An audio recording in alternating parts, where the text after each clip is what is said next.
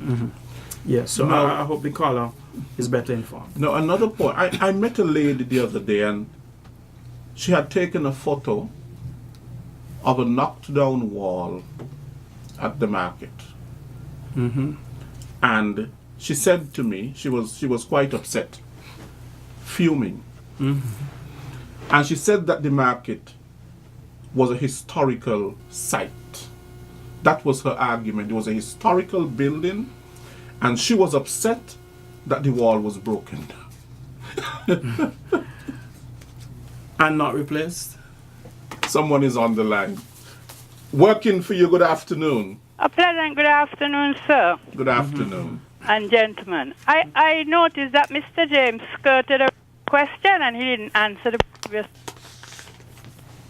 Market as it is, he's talking all kind of things. It's a health hazard because we have open drains in the market. We have moss in the market. People are falling in the market. There's a stench in the market. You know, and he skirted around the problem about upgrade and upgrade and upgrade. We want to specifically know about the upgrade, the place where the wall has been knocked down to facilitate something that is not really important. We want a general upgrade on the market and not just selective. And he must answer the questions and not be selective. Caller. Thank you, caller. Caller, thank you.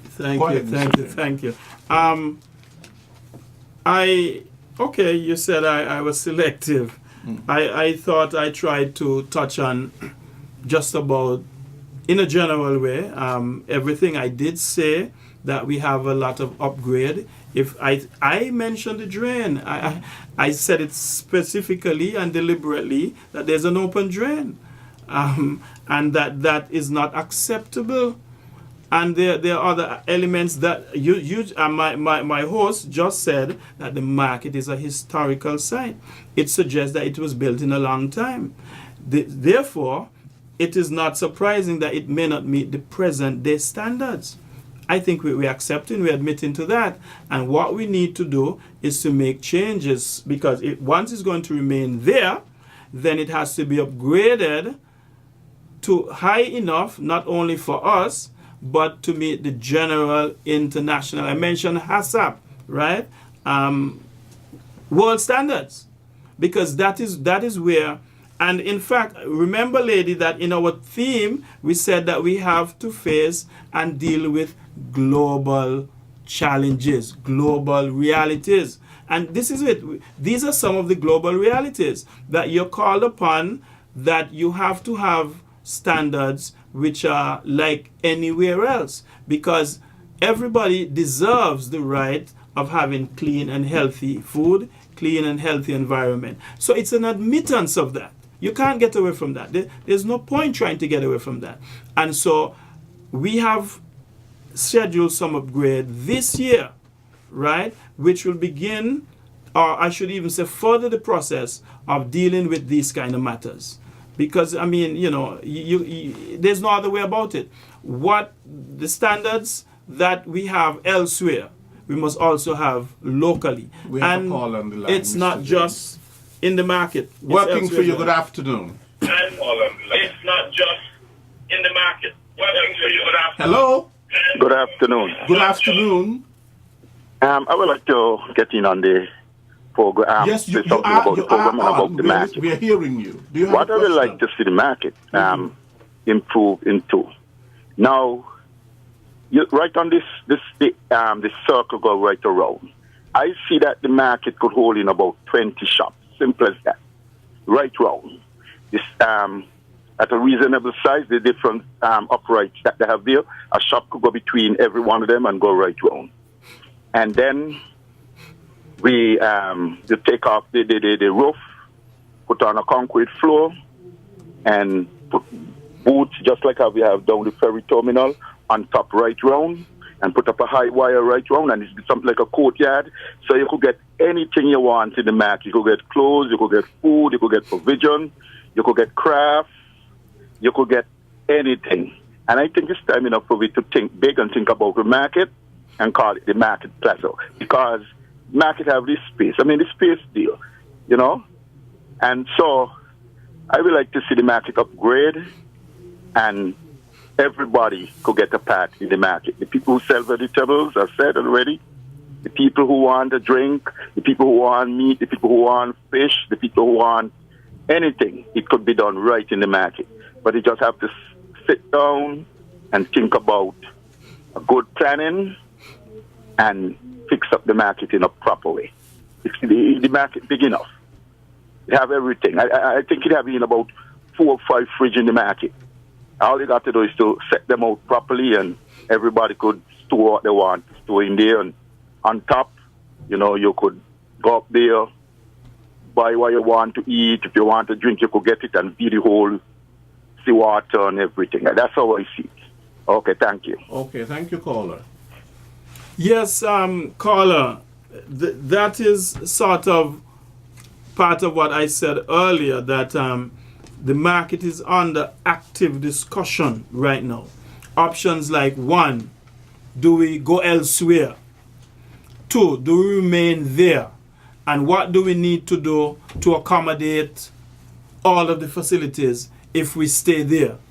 Do we need a second floor? What is going to be the design? How are we going to lay it out? Because it's obvious that it cannot remain as is right now. So that is why the discussion is so pertinent.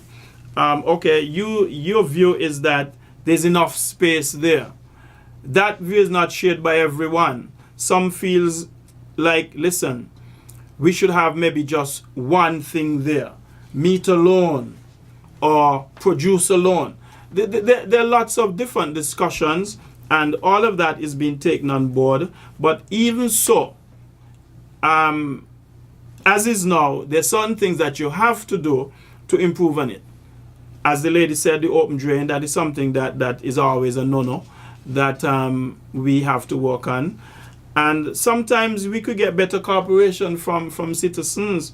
You know, some of those drains, they don't even originate in the market. But again, coming from very long time where maybe your neighbor could pass their wastewater through your property and so on. But all of that in a most cordial way we're addressing, and we will continue to address, and we will come to the public in the discussion about the market, because it's the public's market as is ours. And so it's all of us.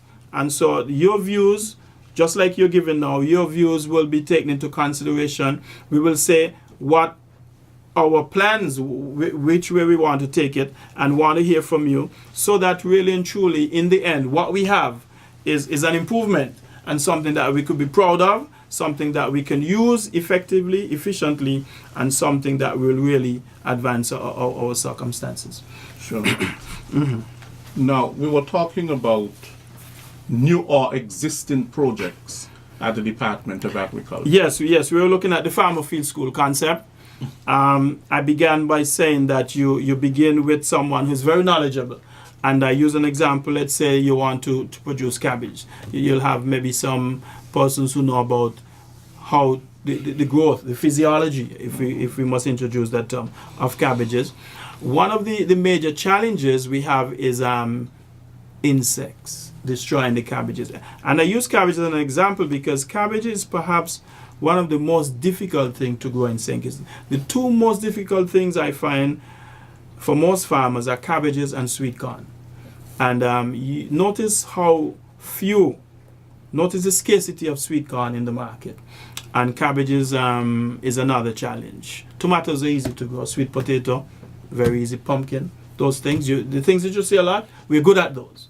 But no, what will happen in a case like cabbage, you will get somebody who knows about the insects that damage cabbage.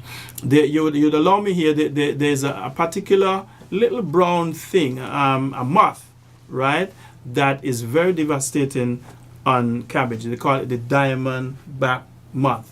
And there may be students listening, so you would allow me to just, for the students, maybe CFB who might want to do some research, that's Plotella xylostella, right? It's there, and it is very damaging to the cabbage. So one of the reasons why these things are very damaging is because of how we farm, where you have an abundance of the one thing. The viewing audience may not have this benefit, but I think I'd slipped you a flyer, and at the top of the flyer you'd see a cabbage plot, and it's all cabbages, you know. And so when you have a situation like that where you have one single crop, it's easier for the pests to proliferate. It's easier for the pests to do damage. We have a caller on the line again.